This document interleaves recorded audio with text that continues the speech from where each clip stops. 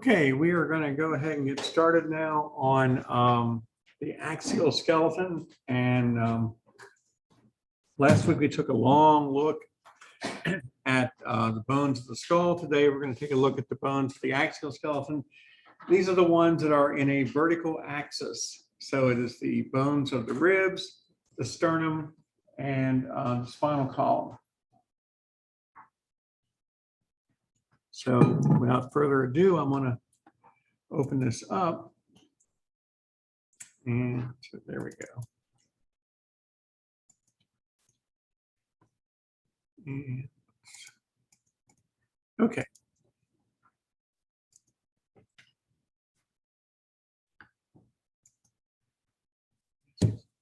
Okay. Now, let me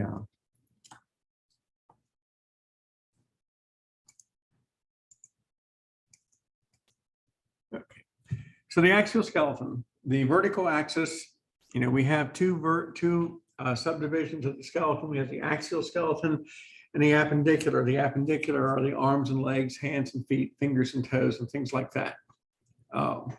This is the this consists of the ribs, the sternum, and the spinal column. So take a look here at our skeleton, and we see the sternum. Sternum sits in the middle of the chest. It has three parts to it. We'll get into that in a second. And we see that the ribs attach, most of the ribs attach either directly or indirectly to the sternum in the front, but they all attach to the vertebrae in the back. And the rib cage is designed to protect the thoracic cavity containing the heart and lungs and the great vessels and the digestive, the esophagus, the digestive tract, and the respiratory tract. So it's not as protected as the brain and spinal cord are, but it's still pretty good. It's a whole lot better than the rest of the viscera are getting down in the abdominal cavity, which they get nothing to protect them except fat and muscle. So there's our sternum right there. You can feel your sternum right in the middle of your chest, as we say, in the middle of in the mediastinum in here. And now we have our vertebrae. Now the vertebrae, we have 5 distinct sets of vertebrae. We have the cervical vertebrae, which are the first dozen or so at the neck. We have a dozen thoracic vertebrae, and you can tell where they start because they will. The thoracic vertebrae start at the first rib and end at the last rib. And there are only 12 pairs of ribs, so we have 12 thoracic vertebrae. T1 starts there where the first rib is, and T12 is at the last rib, and so we know exactly where they are on there. And of course, the ribs attach in the back and mostly in the front. There's a rib, in case you weren't certain what the rib was. And now we have the intervertebral disc separating all the vertebrae, and where that green arrow is pointing, those are what are known as the lumbar vertebrae. And there are about 5 of those. Now the lumbar vertebrae then, so we got 3 segments there. We've got the cervical, the thoracic, and the lumbar. We also have 5 vertebrae in what we call the sacrum, the fused sacrum. And then we have 3 more vertebrae in the tailbone, the coccyx, directly below that. You'll see these here in a second. Now, the ribs. The ribs there are 12 pairs of ribs. And the first 7 are the true ribs. And let me see if I can get this thing to move over here and work where it's supposed to.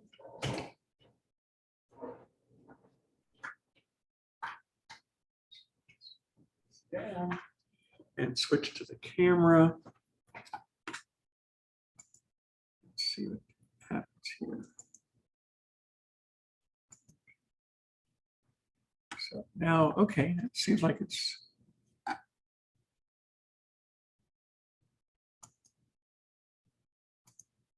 let's go with the other camera. It's not giving me the big picture.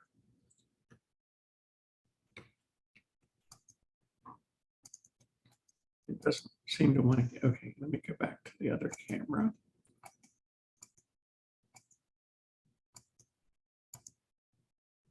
Okay, now this.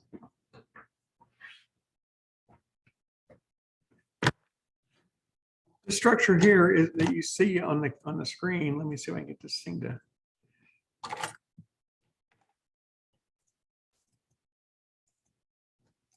Why won't it give me?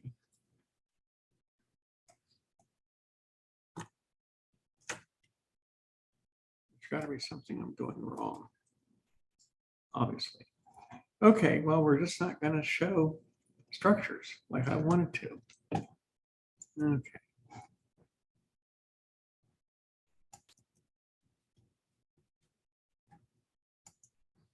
So anyway, there's our ribs. The first 7 sets of ribs are the true ribs. They attach directly to the sternum. They are held in place by hyaline cartilage, and if you look at the model here, you got one, and you've got one. I'll pass this out too. These areas that you see here highlighted on the model, just like you would see in the skeleton on the image as it goes around, the areas.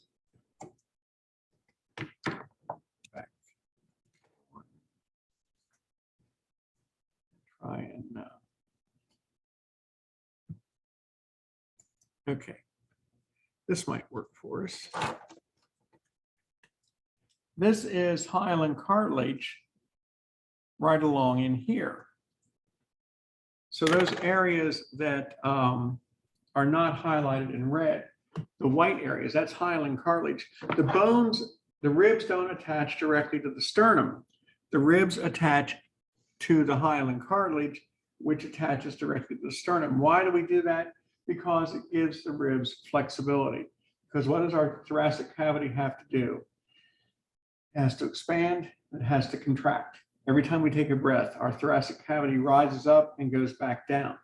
And so we have that flexibility built in here. If the ribs were attached directly to the sternum, so they articulated on the sternum, it would be difficult for us to take a breath. But because of this flexibility here, now the first 7 pairs of ribs attach directly. 1, 2, 3, 4, 5, 6, and 7. 8, 9, and 10 attach indirectly. And you can see, let me get rid of my, there we go. 8, 9, and 10 are down here. 8, 9, and 10, let me,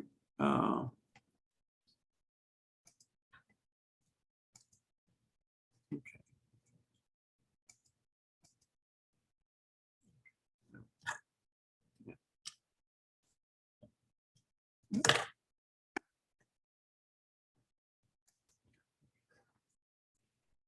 8, 9, and 10 are right here.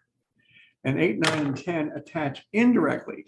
And what that means is you'll notice how the hyaline cartilage, because here we have 1, 2, 3, 4, 5, 6, and 7. The ribs, these false ribs, connect here and here and here, and that connects to the hyaline cartilage of the of rib number 7. So 1, 2, 3, 4, 5, 6, 7, and then 8, 9, and 10 come in and join this. So the false ribs, 8, 9, and 10 attach indirectly to the sternum. They don't attach directly, but they still have that flexibility. So we call those the false ribs. They're still held in the front, but they're not, fastened directly to it. And then 11 and 12 are the floaters. 11 and 12, and Dr. Grice has my skeleton. 11 and 12 don't attach in the front at all. You can see that as this goes around. You can see they're attached at the vertebrae in the back, but they're not attached in the front. And all they do is they provide a little bit of protection to your kidneys, which your kidneys are high up here, directly underneath they're directly under the diaphragm, but they're sort of pushed up almost underneath those floating ribs. So they have a little bit of protection, not much, but there is some there. So these are the ribs, and this is supposed to represent the hyaline cartilage here. You want to catch my ribs? Okay. I should have done it when he wasn't looking earlier. That would have, so, okay. Now, so let's take a look. We've got 3 sternums floating around up here. You can pass those around. I mean, they're pretty exciting to look at. He said with a straight face. Okay, so here is our sternum. Now, our sternum, or the breastbone, has 3 distinct parts to it. And you already alluded to the most important part on here. And that's the pointy end of the sternum, down to bottom, the base of the sternum, this pointy structure right there. That's known as the xiphoid process. If you've ever taken a course in CPR, learn how to do CPR, the one thing that always sticks out in my mind from those courses is never put your hands over the xiphoid process. You use the xiphoid process, I guess they still teach it this way, you use the xiphoid process as a landmark to find the right position to put your hands. Usually, I was always taught 2 fingers width above the xiphoid process is where you base the palm of your hand goes when you're doing compressions. Because if you press in the xiphoid process, you're going to lacerate the liver, which is right underneath.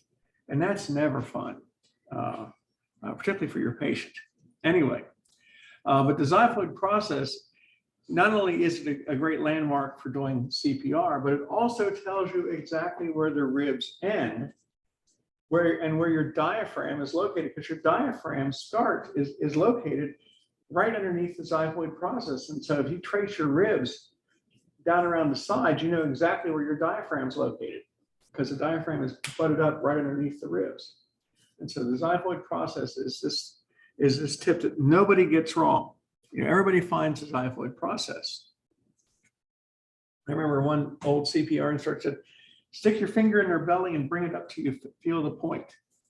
And that's the xiphoid process, and I guess that works too, but I'd rather just find it this way. But anyway, so the xiphoid process is the tip. The middle of the sternum is called the body. You got to think some of these early anatomists said couldn't come up with a better term, so they called everything in the middle of the body. So, but the top of the sternum is called the manubrium, and the manubrium has a couple of really unique structures here. It has a groove at the top for the jugular veins. Remember the jugular veins from the skull that come down through the jugular foramen from the brain, and they got to go down and they got to join the vena cavas, the large blood vessel draining the head and the top of the trunk.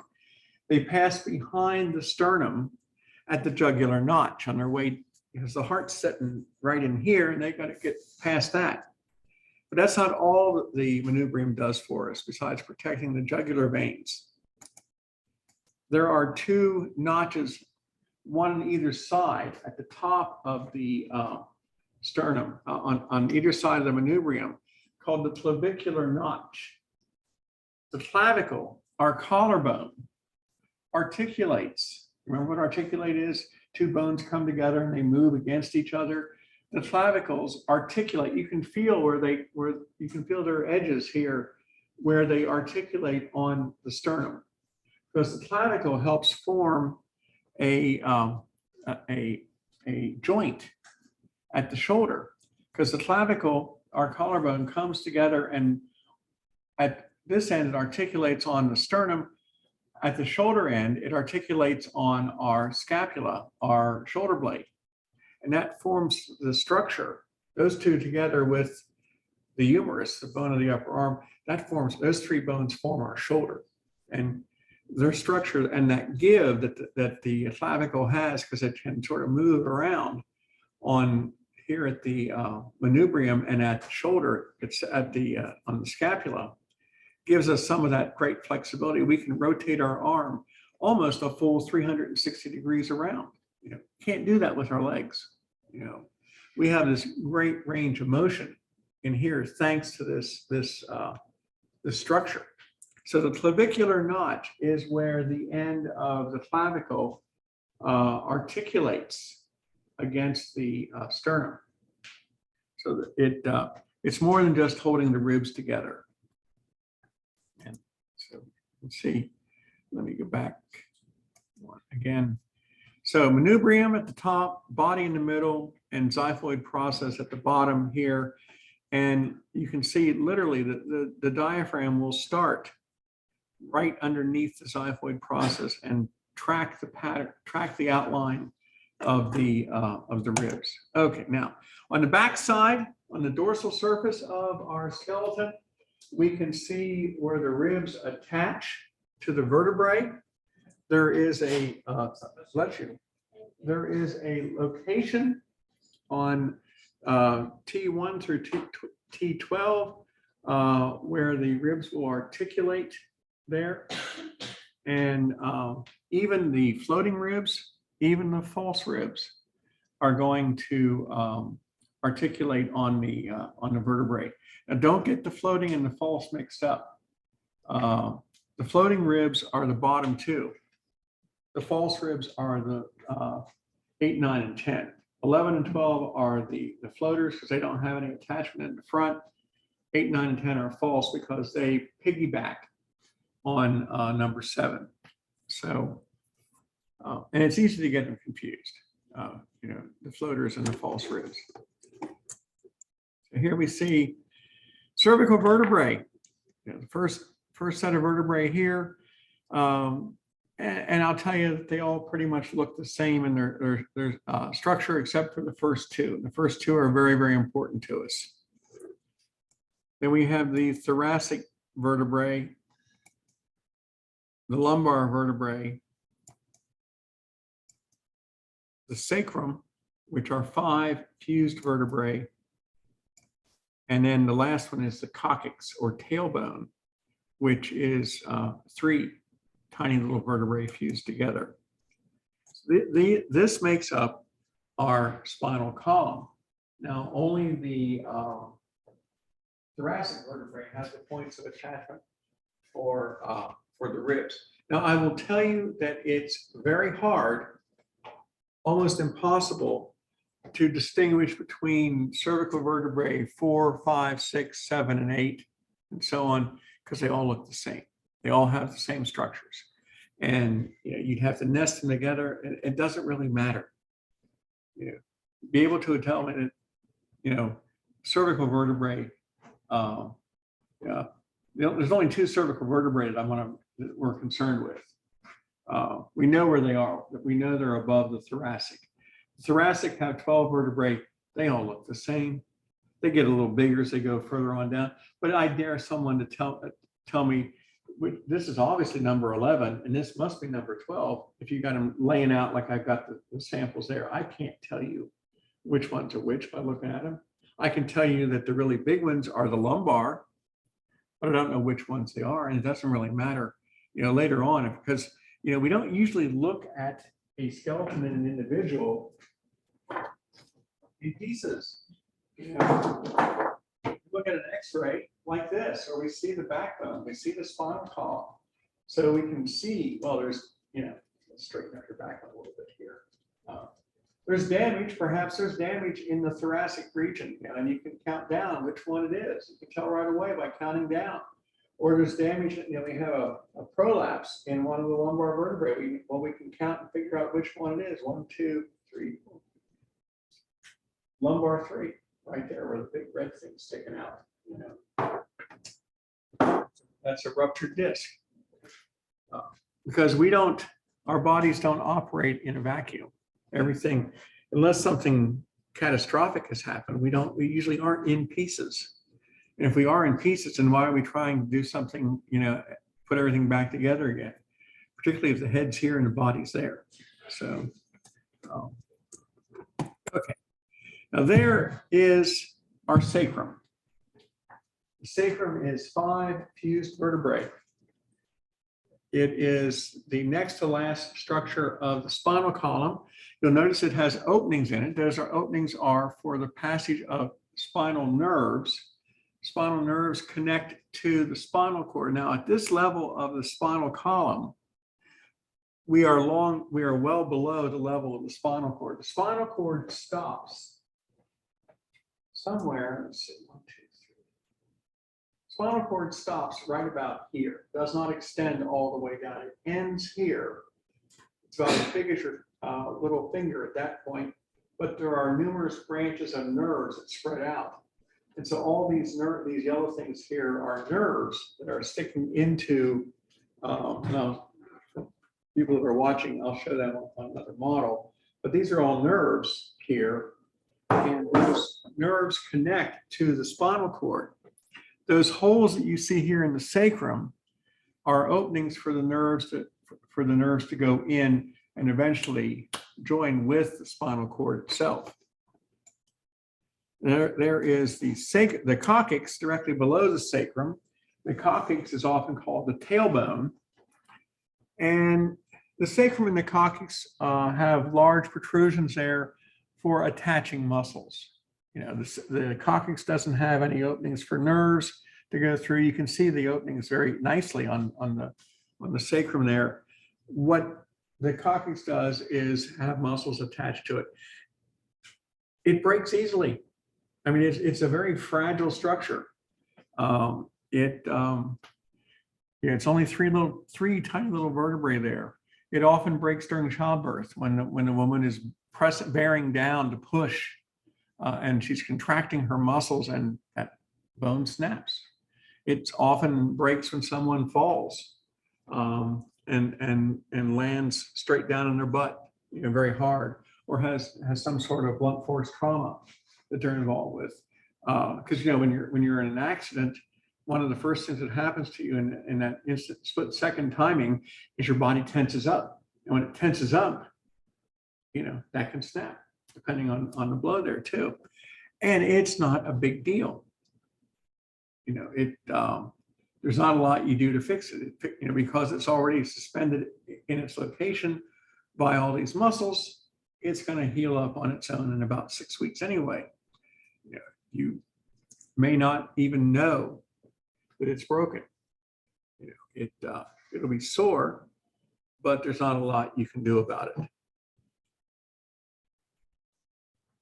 It's like if you break your toe or something. You know, if you break your toe, or anybody ever break a finger and all you do is splint it like that? Yeah, you know. In November, I was getting a turkey out of the freezer for Thanksgiving so I could thaw it for the next week. And you know how it comes in that mesh? I pulled it out of the freezer and it dropped right out of the mesh and landed on my foot and broke my little toe. And I was seeing my doctor in a couple of days anyway, and he said, well, there's nothing you can do, just, you know, it doesn't hurt. I said, yeah. He said, well, it's going to hurt for a couple more weeks and then it'll stop hurting, you know. Thank you, you know. But yeah, you know, what do? You don't do anything, you know, because those little bones like that are going to heal no matter what you do, you know. And if you've broken bones in your finger, you know, all you do is tape them together, especially if they crack at the end, and that happens. So the coccyx is the same way. The coccyx will heal up regardless of what, you know, what happened. So anyway, now here we see again the cervical vertebrae, the thoracic vertebrae, and the lumbar vertebrae, and the sacrum below that. In this particular model, the coccyx has already disappeared. The coccyx is missing. It's already broken off from this. As you can see, just the only reason it hasn't broken off yet on this one is because it was all cast as one piece. This one is cast as, you know, there's a hole in this model. And that's where the coccyx was. That's how small and fragile these structures are. Now, thoracic vertebrae is a good place. You've all got examples of vertebrae in front of you. And thoracic vertebrae, rib, and you can see there are, as I said, there are 12 thoracic vertebrae. They all have pretty much the same structures in here, other than the size increases as we move further down like thoracic vertebrae number 11 and 12. They're all going to be have all the same structures. Now this gives you a good idea of how the structures of the vertebrae change their shape slightly as we go from cervical vertebrae 1 to thoracic 5. Thoracic 5 is down. This would be T5, and this is C1 here. And they're all going to have very similar structures, but you can see that they do increase in size as we head down towards the sacrum, and of course the coccyx would have been down in here. Something we see here that, and the reason we have this particular slide, it's not a fish, it's not a salamander, it's not a snake. Somebody, I used to get questions like that before. They say, what is that, a snake or something? No. Well, it sort of looks like something, but what it is just the human backbone without the intervertebral discs in place. But what it does show are these openings in the side of the vertebrae, and these openings form as the vertebrae nest together. And these are called the intervertebral foramens. And the intervertebral foramens are the openings for the passage of spinal nerves. See on, I'm going to take a chance that I can get this to work one more time. And this is, I don't know if you can see it very well or not, but these openings on the side here, those yellow structures are the spinal nerves going into the spinal cord. The spinal cord is this yellow structure right here, and the spinal nerves are feeding into that, and they're coming in through these openings on the side that don't really exist. The openings on the side are form when the vertebrae nest together. And so if you take your vertebrae, if you got there, and you notice if you can align them, so you have this one area, this structure called the spinous process, setting like this, you'll notice that there's an opening that forms. Sort of like on the illustration on the screen. Let me go back and put the other camera on. And notice how if we take two vertebrae and bring them together, we form an opening here where the spinal nerve would go through.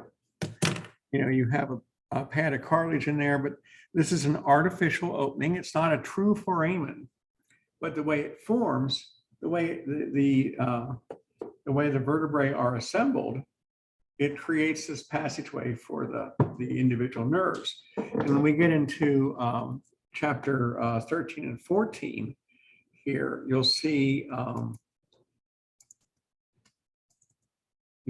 all these nerves fit together, feed into the spinal cord. So anyway, this is the intervertebral foramen.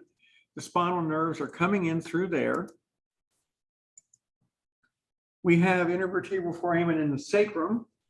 Now these are fused, so they don't have to worry about any kind of pads in there. But again, even though the spinal cord doesn't extend down below thoracic 12, we still have lots of nerves feeding into the spinal column that are eventually going to come up to the spinal cord, and they have to come in through these holes. These are the intervertebral foramen in the sacrum. And so this is a fairly important structure for us here. And you can see it's made up of 5 fused vertebrae. And you can see The intervertebral foramen's here all the way down.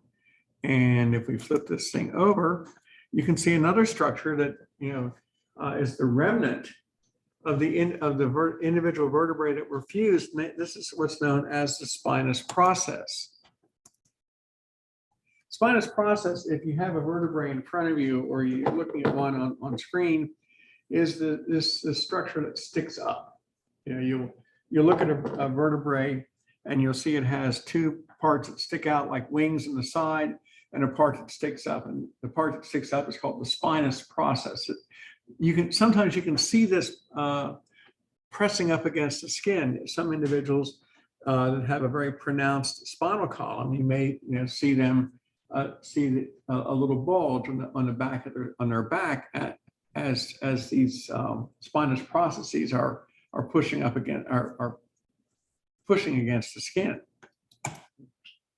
So here we have a model of a vertebrae, person with some issues, because we're not supposed to have that pink area in there. That's what we call a ruptured disc. But this is what you would see in a typical vertebrae. Now, this is a lumbar vertebrae. These are nice and big. And the body of the vertebrae is this large structure here. And we'll learn later on in chapter 6 in lecture that this is made up of what's known as compact bone, which you saw in your lab test, and spongy bone. Compact bone is the hard outer covering of bone. Spongy bone is a lightweight structure underneath the outer covering that gives you the same level of strength or even greater without all the weight. So it doesn't have to be a solid block of bone. It can be this spongy, it looks like a sponge with a hard outer shell. And so you get, it's the same, gives you the same strength and flexibility without adding all the extra weight of solid bone. So, and we'll talk all about spongy bone and stuff like that in a few weeks now. Okay, there's the spinous process. That would be the part that sticks straight up, straight out of our backbone. In fact, it looks, spinous process is this structure right there that I'm pointing at.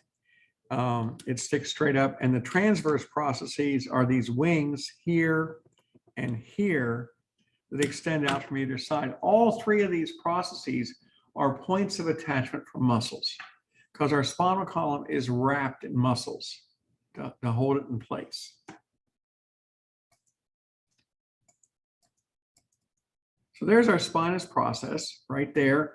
And we see a transverse process on either side. Doesn't show well here, but there's one there. And the other transverse process is this structure.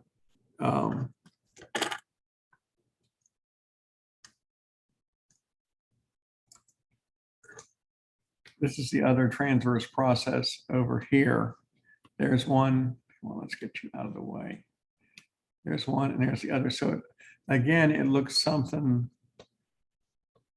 like that. These are the transverse, and this is the spinous process.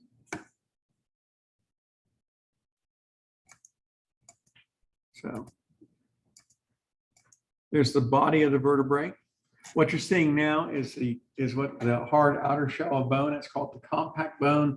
It's very strong. It's laced through and through with lots of collagen fibers for strength. But underneath that is a spongy area of spongy bone to give flexibility. One of the things we see in older people that develop osteoporosis is that the spongy bone tends to be what osteoporosis attacks. It dissolves away the spongy bone to release the calcium and leaves the compact bone behind. And elderly people that have osteoporosis, among other problems they have, is that their vertebrae tend to collapse on themselves. And so your individual will generally shorten and also tend to become stooped over, because as these vertebrae collapse, they start this wedging process in here. Now, who gets that? Mostly postmenopausal females. And I'm not throwing little old ladies under the bus here, but postmenopausal females aren't producing estrogen anymore. Estrogen stimulates bone growth. Without the estrogen, they're not going to get the bone growth that they had before. They're going to have a little estrogen produced, but they're not going to have a lot. And so it's going to be harder for them to replace bone that they lose, because our bodies need calcium. Where are we going to get calcium? The best place to get calcium in our bodies is to dissolve our bones. And so your postmenopausal female is at a much greater risk for osteoporosis than a male. Males can develop osteoporosis, but not at the rate that females do. And the driver is the absence of the estrogen in your postmenopausal woman. Now, many people do not get osteoporosis. Many women do not develop osteoporosis. They've had a lifetime, when they hit menopause, they've exercised well, they have strong bones, they've eaten lots of foods that contain calcium and vitamin D, and they continue that postmenopausal. And so they don't develop osteoporosis. Many women are in their 80s and are just beginning to show the signs of osteoporosis, as opposed to someone who's 60 years old and has gone through menopause and now is starting to develop weaker bones, depending on what her lifestyle and dietary habits were like. So not everybody's going to develop it. So anyway, more on that later on. Let's get on. There's the spinal cord. Again, it's only about the size of your little finger by the time it gets down to the lumbar, to the thoracic. This is lumbar 1 here. So this is the end of the spinal cord. So it's about the size of your little finger. By the time when it's going through the foramen magnum, it's about the size of your thumb. It's pretty large there, but it shrinks as it goes down, and it terminates into a point. There's an intervertebral disc. This is made of fibrocartilage. It is different from hyaline cartilage. This is to protect us, to function as provide strength for motion as well as wear and tear. It's the same type of cartilage we have at the pubic symphysis, where the two pelvic bones come together. It gives our spinal column flexibility, because we do have some flexibility in our spinal column. However, if we abuse that disc, it can rupture, and that's what you're seeing here in red. That is a prolapse. A prolapse is a rupture in here, and so the person would say they have a ruptured disc, and it's probably very painful. And in many cases, the treatment is to fuse the vertebrae together, to remove the damaged disc and fuse it together. Cartilage is very difficult to get to heal up, because cartilage doesn't have any blood supply to it. Cartilage depends on diffusion through other tissues. Whereas, because if you ever have a cartilage injury in your knee or anywhere else, it takes time to heal up. Whereas soft tissue like muscle and bone heal up fairly quickly. You cut yourself, and a week later, you don't even know, you can't even tell where it was. Whereas cartilage doesn't get a direct supply of nutrients and oxygen and white cells. It takes longer to heal up. And in many cases, this disc is going to end up getting removed. So, okay. There's one of the spinal nerves. Spinal nerves are paired. You have 32 spinal nerves. There are 32 pairs. What's on the left side is the same as on the right side. And the nerves all have both a sensory and a motor side. So you have sensory input coming in and motor information going out, and the nerves are sharing that information. And so whatever is on the left side is matched by what's on the right side. And our brains then twist it around. So the left side of our body ends up going to the right side of our brain, and the right side of our brain, and then the right side of the body goes to the left side of the brain. So we have what's called contralateral control. Anyway, okay. There's the prolapse. ruptured disc. So, okay, so there's our thoracic vertebrae. There's the body of the vertebrae. There's the transverse process. There's two of those, one on each side. There's the spinous process. Now, this is known as the superior articular surface. And on these vertebrae that most of you have, I've labeled with an S. Let me show you.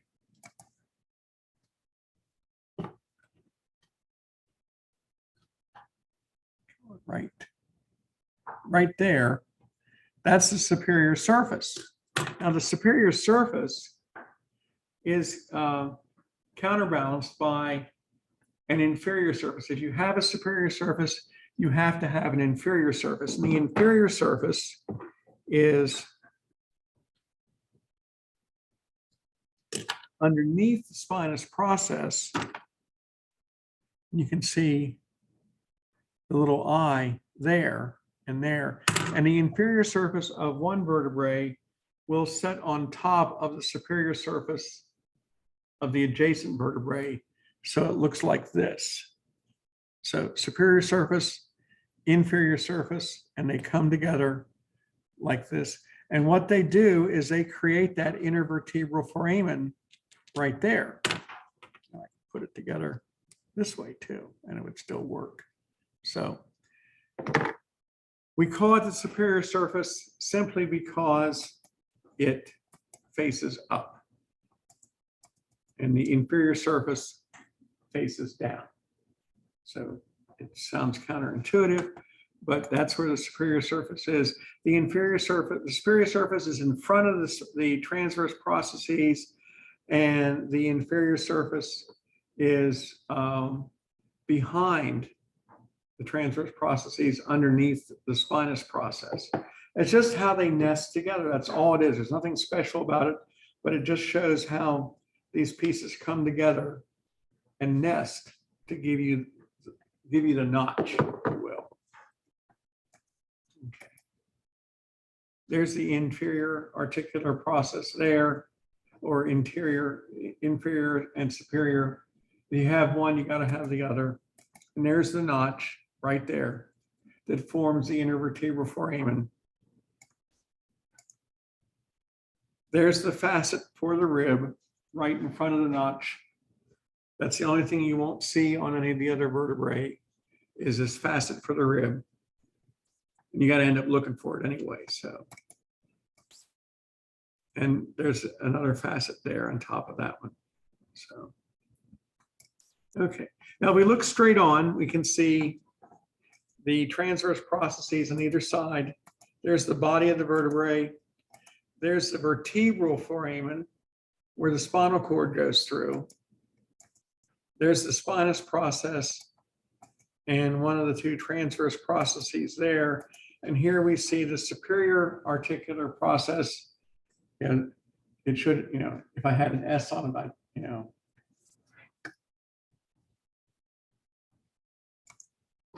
just to be consistent. There, superior surface, because it faces up. And that means the inferior surface is going to sit on top of it.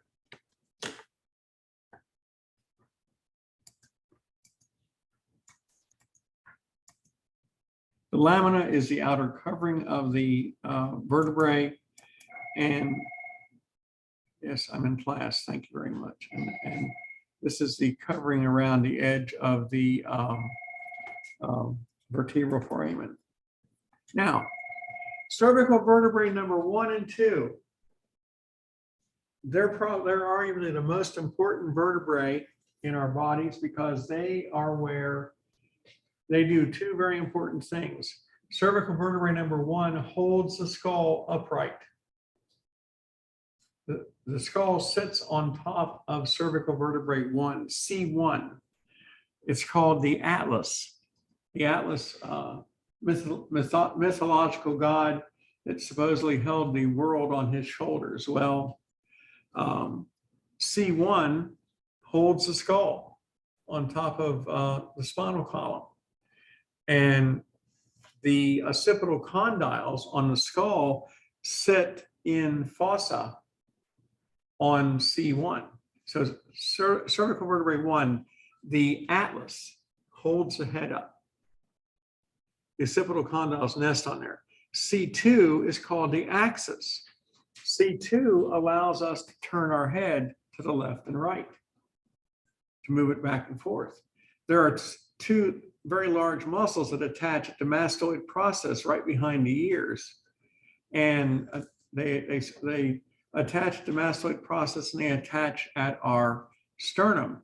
And when those muscles contract, our head can turn to the left or turn to the right or actually bob up and down. And it's the head actually rotates around like an axial sticking up there. There's a post that sticks up that allows the head to turn like that.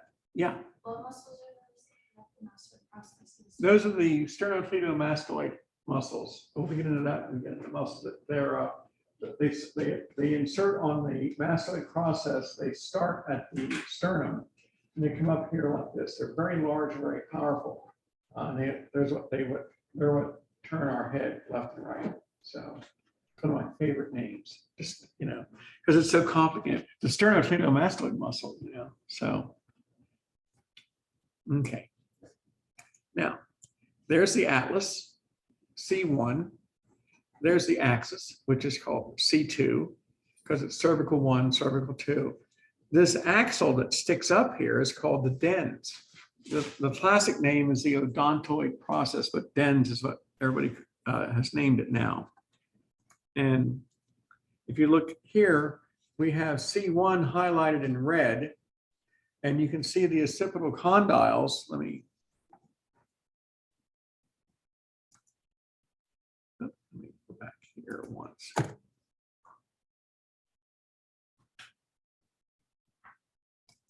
Yes, right here, you can see the occipital condyle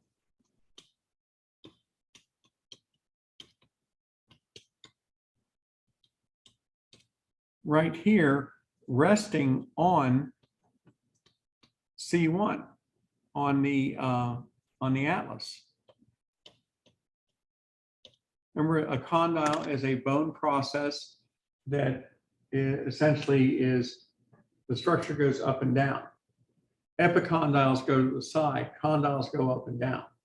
And so the occipital condyles project down from the bottom of the occipital bone and they rest right on top of C1.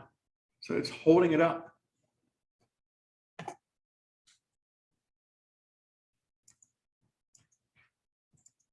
Okay. Now, if you look as it goes around, you can see the C2 is directly underneath it. C2 isn't highlighted in this one, but you can see that little process sticking up there, that little white structure sticking up. And that's what you're seeing here in red. That is the odontoid process. This is the axis here. And come on, there we go. Okay, this is the axis. C2 is the axis. And this red thing is the dens. That functions as an axial that allows the head to rotate, to turn back and forth. We actually, because we're sitting on C1, and the fact that we have this dens sticking up here is what allows our head to move. So the skull and C1 move around C2. And so this is the ability to turn our head.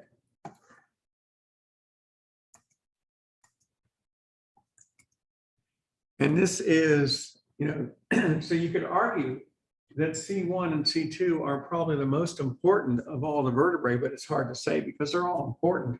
But C1 and C2, the atlas and the axis, are the only ones I asked you to remember their names and what they do. Because after all, if we didn't have them, we couldn't have, what would our head sit on and how could we turn our head? It would be very challenging without those two. So C1, the atlas to hold it up, and C2, the axis to allow it to turn.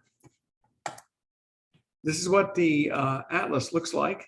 You can see the fossa, the flat area is right there where the condyles rest. And here's something we don't see on a lot of other vertebrae, a transverse foramen. We don't usually see, you know, once we get past C1, we're not going to, and maybe C2, we're not going to see a transverse foramen. We have a transverse process. We also don't see a spinous process here, or maybe a rudimentary one there at the bottom.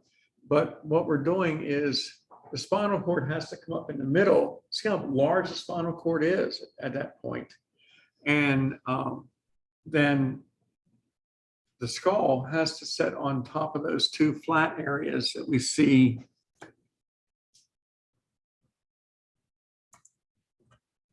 here and here. The occipital condyles will set in these two areas here.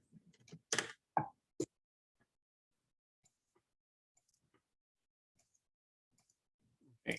Here is C2, the axis. This isn't a great drawing, but it does show you that little structure there sticking up is the dens.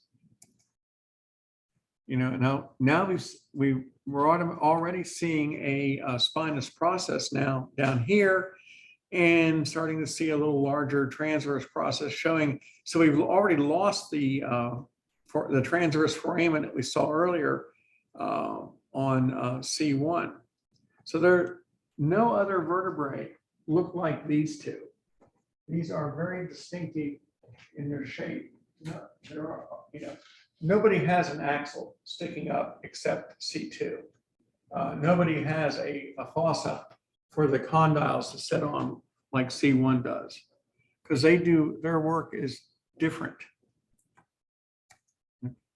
Here's a better picture of C2 with the dens here. Oops, let me go back. Again, this is the dens here. Used to be called the odontoid process. Probably still is.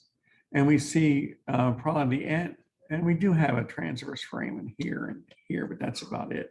But now we see a spinous process that has developed, and we have our transverse process there. Okay. And that's the axial skeleton. So I could go on, but I know that you probably don't want me to. Okay. Any questions on anything? Okay. Then I'm going to get us out of here, and